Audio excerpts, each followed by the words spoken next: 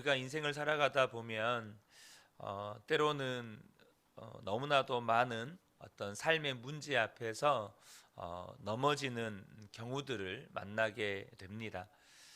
때로는 어떤 죄의 문제 앞에서 반복해서 넘어지는 경우도 있고요. 때로는 반복되는 어떤 삶의 고난이나 어떤 환란의 문제 앞에서 이렇게 반복적으로 넘어지는 경우도 있죠. 그러다 보면 어, 이제는 그 부분에 대해서 믿음이 안 생기고 예수 믿어도 이 부분만큼은 어쩔 수 없나라는 생각이 사로잡히게 되죠. 그래서 그 상태로 그냥 살아가게 됩니다. 그렇기 때문에 저와 여러분이 주님과 동행하는 삶이 실제가 되어서 우리가 반드시 경험되어져야 할 영역이 바로 그 부분입니다. 반복해서 넘어지는 어떤 죄의 영역이나 어떤 고난이나 어떤 삶의 환란이 반복되어져서 그 문제 앞에서 묶여서 이 영역만큼은 하나님도 어떻게 하실 수 없는가라고 하는 그런 자포자기해 버리는 그 영역에서 하나님께서 우리를 구원하시는 은혜, 하나님께서 반드시 나로 하여금 그 문제를 딛고 일어서게 하시는 은혜, 이것이 우리가 주님과 동행하는 삶에서 실제적으로 경험되어져야 할 구원의 은혜입니다. 어, 반복적으로 무너지는 죄의 영역들, 그래서 반복적으로 무너지는 어떤 문제의 영역들, 그래서 믿음이 안 생기는 그 영역들, 그러나 주님이 나와 함께 하심이 너무나도 분명하기 때문에 그 주님을 바라보기 때문에 이제는 그 문제를 뛰어넘어 버리면 우리 안에 너무나도 선명한 믿음이 생기게 됩니다. 주님이 하신다. 주님이 일으키신다. 주님이 극복하게 하신다. 그래서 주변에 어떤 사람이 무너지는 모습을 보아도 주님이 그 사람을 일으켜 세워주실 것이라는 믿음이 생기고, 세상이 아무리 악해지는 것을 보아도 하나님께서 결국은 그 악한 것을 멸하시고 하나님의 나라를 세울 것이다, 이게 믿어지는 것입니다. 믿어지는 것이 우리의 삶에 정말로 놀라운 은혜이죠. 염려가 되지 않고 근심이 되지 않고 어려움을 겪는 일 자체가 때로는 축복이라고 느껴지고, 그래서 마음에 감사와 찬송이 나오게 되는 것이죠. 오늘 시편 129편은 이스라엘 백성들의 신앙 간증이고 순례자의 노래입니다.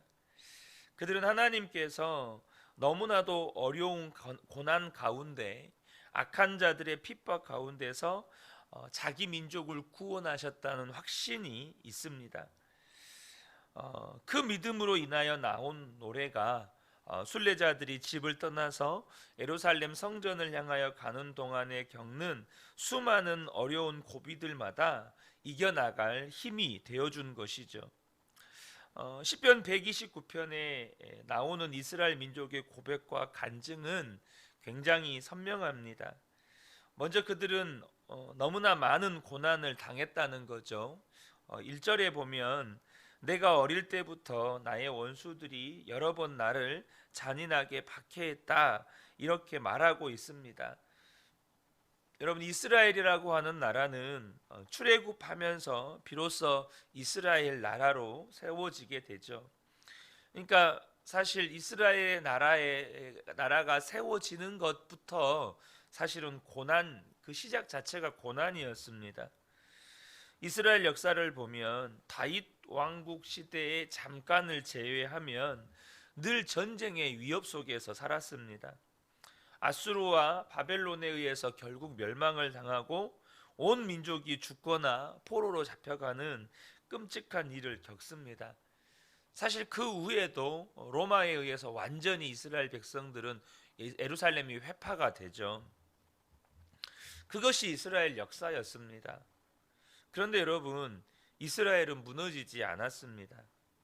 그들의 처지를 생각하면 다 죽었다고 생각할 정도죠. 3절을 보면 밭을 가는 사람이 밭을 갈아엎듯 그들이 나의 등을 갈아서 거기에다가 고랑을 길게 내었으나.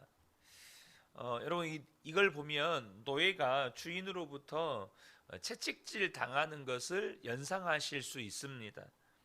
얼마나 많이 채찍에 맞았으면 그 노예의 등이 바디랑이 생긴 것처럼 상처로 패였다는 것이죠. 그 처지가 얼마나 비참했겠습니까? 이스라엘은 민족 자체가 그와 같았다는 것입니다. 여러분 이스라엘 역사 속에서 포로로 끌려가고 완전히 민족이 말살당하고 이런 일들을 반복해서 겪으면 그 민족은 진작 없어져야 될 민족 아니겠습니까? 하나님이 택하신 민족이라고 말씀하시는데 고난이 왜 이렇게 많은지. 그런데 여러분 이스라엘 민족은 살았습니다. 다 망할 것 같았는데 그들은 항상 구원을 받았습니다. 4절을 보면 의로우신 주님께서 악인의 사슬을 끊어주시고 나를 풀어주셨다라고 고백합니다. 그들을 그렇게 핍박하던 주변 강대국들은 다 사라졌습니다. 바벨론, 아수르, 심지어 로마 제국까지. 그들을 핍박했던 강대한 나라와 제국들은 다 사라졌는데 이스라엘 백성은 살아남았습니다. 이 약한 자들이 그렇게 득세할 때는 정말 그렇게 두려운 것이 없었는데 5절에서 7절을 보면 그 이스라엘 백성들을 핍박하던 나라들은 지붕 위에 돋아난 잡초처럼 해가 뜨니까 다 말라버렸다는 것이죠. 악한 자가 득세할 때는 사람들이 다 몰려드는 것 같더니 어느 누구도 그 악한 자가 멸망할 때 돌아보는 자가 없었습니다. 이것이 이스라엘 백성들의 간증이고 순례자의 노래였습니다.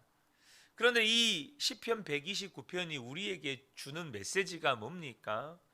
여러분 이 간증과 노래가 그대로 예수를 믿는 우리들의 것이라는 것입니다. 여러분 우리가 예수를 믿고 이제는 더 이상 세상과 악한 것에서부터 벗어나서 하나님의 자녀로 살게 되었습니다. 하지만 우리의 삶에 여전히 핍박이 많습니다. 여전히 고난이 많습니다. 여전히 문제가 많습니다. 하나님의 자녀들이 세상 속에서 사는 것이 양이 이리떼 가운데 사는 것 같다고 주님이 말씀하셨습니다. 하지만 저와 여러분이 기억하셨으면 좋겠습니다. 하나님이 우리를 구원하십니다. 우리는 여전히 세상 이리떼 속에 살아가는 양과 같은 삶을 살지만 하나님이 반드시 우리를 구원하신다는 것입니다. 신약 성경에 보아도 구원받은 성도의 구원받은 확신의 노래가 곳곳에 기록되어 있습니다. 고린도후서 4장 8절과 9절을 보면 우리가 사방으로 우겨싸움을 당하여도 쌓이지 아니하며 답답한 일을 당하여도 낙심하지 아니하며 박해를 받아도 버림받지 아니하며 거꾸로뜨림을 당하여도 망하지 아니하고. 아멘. 여러분 이것이 구원받은 성도의 구원의 확신의 노래입니다. 비록 지금 사는 형편이 급류에 떠내려가는 것 같고 사방이 캄캄한 가운데 앞이 도무지 보이지 않는 길을 걸어가는 것 같고 한 걸음 잘못 디디면 천길 떨어지는 것 같은 아슬아슬한 처지에 있더라도 예수를 믿는 성도의 삶은 구원의 확신을 노래하는 삶입니다. 하나님이 나를 구원하신다. 나를 구원하시는 하나님이 나와 함께 계신다. 이스라엘 백성들이 그렇게 고난을 당하면서도 구원의 확신을 가지고 순례자가 그것을 노래하면서 예루살렘 성전을 향해 나아갈 수 있었던 것은 그들에게 실제적인 구원의 체험이 역사적으로 계속 이어져 왔기 때문입니다. 뿐만 아니라 하나님께서 그들을 영원히 지키실 것이라고 하나님의 약속의 말씀을 그들에게 주십니다. 그래서 그들은 확신을 가질 수 있었고 구원의 확신을 노래할 수 있었다는 것이죠. 사랑하는 성도 여러분, 우리도 마찬가지입니다. 우리의 다양한 삶의 문제 앞에서 우리는 구원받을 수 있을까요? 내가 하나님의 뜻대로 살면 하나님이 정말 나를 지켜주실 수 있을까요? 예수를 믿고 의롭게 살기 시작한 이 길, 진짜 복된 길일까요? 우리가 확신할 수 있는 분명한 증거가 있습니다. 여러분, 그것은 바로 십자가입니다. 여러분, 우리가요 정말로 값비싼 대가를 치르고 산 물건, 혹은 값비싼 대가를 치르고 얻게 된 어떤 지위, 혹은 어떤 인간 관계, 정말 값비싼 대가를 치르고 내가 얻게 된 것은 우리가 애지중지합니다. 여러분, 그렇지 않겠습니까? 내가 20년, 30년을 투자해 가지고 어떤 사회적 지위를 얻었어요. 그러니까 사람들이 거기에 목을 매죠. 내가 평생에 모은 돈을 다 투자해 가지고 여러분, 사람들이 집을 샀어요. 그러니까 집을 애지중지합니다. 하나님께서 저와 여러분을 사셨습니다. 바로 독생자 예수 그리스도의 피값으로 저와 여러분을 사셨습니다. 하나님이 저와 여러분을 정말로 애지중지하십니다. 하나님이 저와 여러분을 예수 그리스도의 피값으로 독생자를 주시기까지 사랑하셨기 때문에 결코 우리가 넘어지고 또 무너지는 삶의 문제 속에 그대로 방치하지 않으십니다. 여러분, 우리가 가장 소중히 여기는 곳은 우리가 정말로 눈에 보이는데, 혹은 몸에서 떼지 않으면서 그것을 관리하고 그것을 늘 보고 하죠. 눈에서 그걸 떼지 않습니다. 마찬가지입니다. 하나님이 저와 여러분을 향해서 눈을 떼지 않으십니다. 정말 눈동자와 같이 저와 여러분을 지키십니다. 십자가를 바라볼 때 우리 안에 그 믿음이 생깁니다. 아, 나의 이 믿음의 길은 반드시 승리하게 되어 있구나. 하나님은 반드시 우리를 지키시는구나 라는 믿음이 생긴다는 것입니다. 또한 하나님의 말씀인 성경이 또 우리 속에 있습니다. 구구절절 하나님이 성도의 삶을 지키시고 우리의 삶에 궁극적인 승리가 있고 하나님의 나라가 이 땅에 임하는 것에 대해서 하나님이 약속하고 계십니다. 그러므로 예수를 믿는 성도의 삶은 구원의 확신의 노래가 분명한 삶인 것입니다. 비록 또 내 앞에 문제가 있어요. 한 곱이 넘으면 또 한 곱이가 있는 것 같은 것이 우리의 삶입니다. 분명히 믿음으로 한 문제를 뛰어넘었는데 그보다 더 큰 문제가 내 앞에 놓여 있습니다. 여러분, 그런데요, 저와 여러분이 기억하셔야 합니다. 성도의 삶은 여전히 구원의 확신의 노래가 있는 삶인 것입니다. 노래하고 또 노래하는 삶이 여러분 성도의 삶인 것이죠.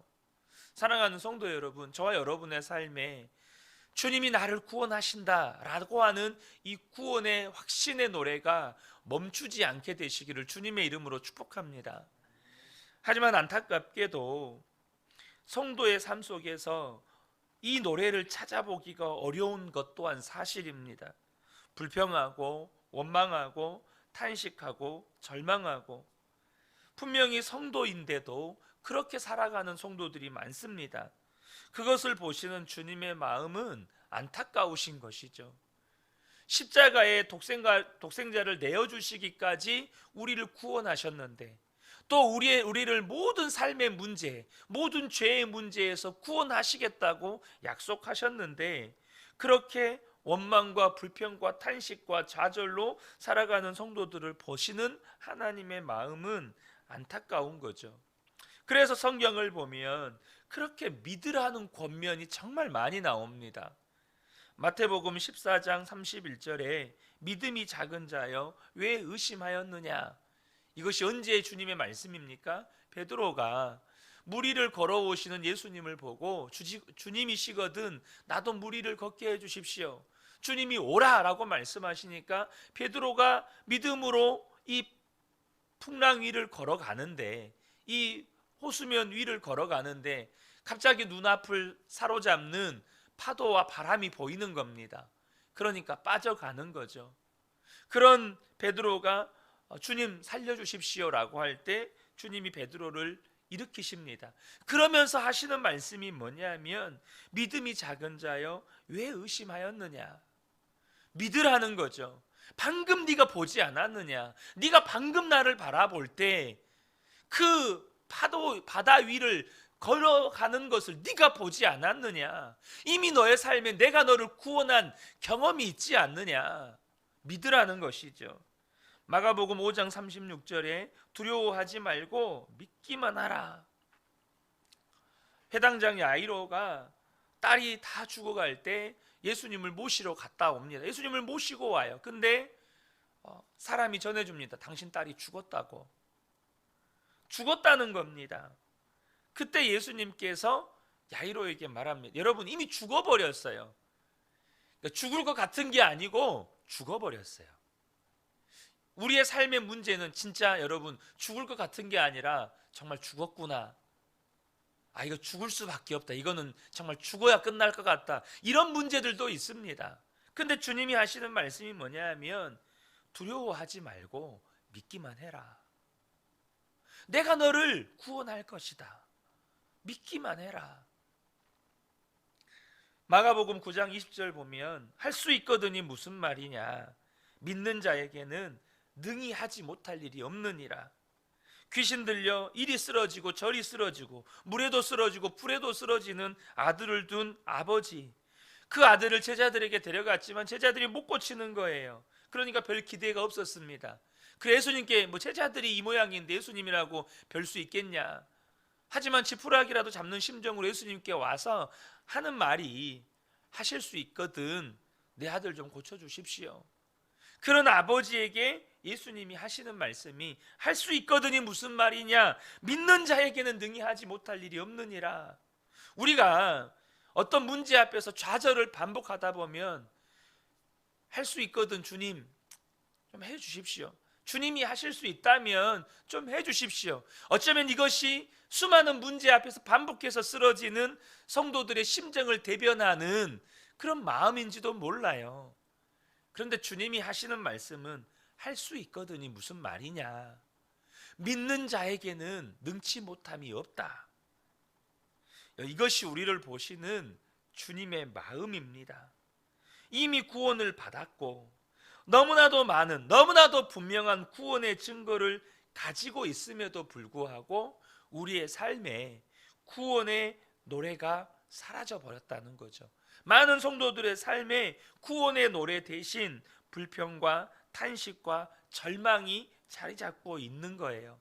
그런 저와 여러분 안에 그런 수많은 성도들을 향해서 주님이 하시는 말씀이 뭐냐면 나만 믿어. 나만 믿기만 해. 그렇게 말씀하시는 것입니다. 구원받은 성도인데 구원의 노래가 없는 거예요. 사랑하는 성도 여러분, 저와 여러분 안에 구원의 노래가 회복되시기를 축복합니다. 무엇으로 우리는 구원의 노래를 다시 부를 수 있습니까? 십자가 때문입니다. 십자가를 바라보면 우리의 입술에서 구원의 노래가 터져 나오는 거죠. 주님이 나를 구원하셨다. 주님이 나를 지금도 구원하신다. 앞으로도 주님은 나를 구원하실 것이다. 우리의 삶에 여전히 문제들이 놓여 있지만 그럼에도 불구하고 우리가 구원의 노래를 부를 수 있는 건 예수님의 십자가 때문이고 그 예수님의 십자가를 바라보고 오늘도 나와 함께 하신 그 주님을 바라볼 때 여전히 우리에게는 구원의 노래가 흘러나오는 것입니다. 여러분, 구원의 노래는 믿음에서 나옵니다. 주님이 뭐라고 말씀하십니까? 믿기만 해라. 믿는 자에게는 반드시 또한 우리에게 베푸시는 구원의 역사를 하나님께서 베푸시는 겁니다.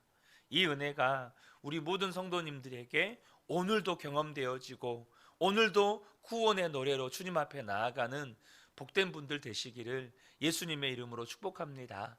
아멘. 기도하겠습니다.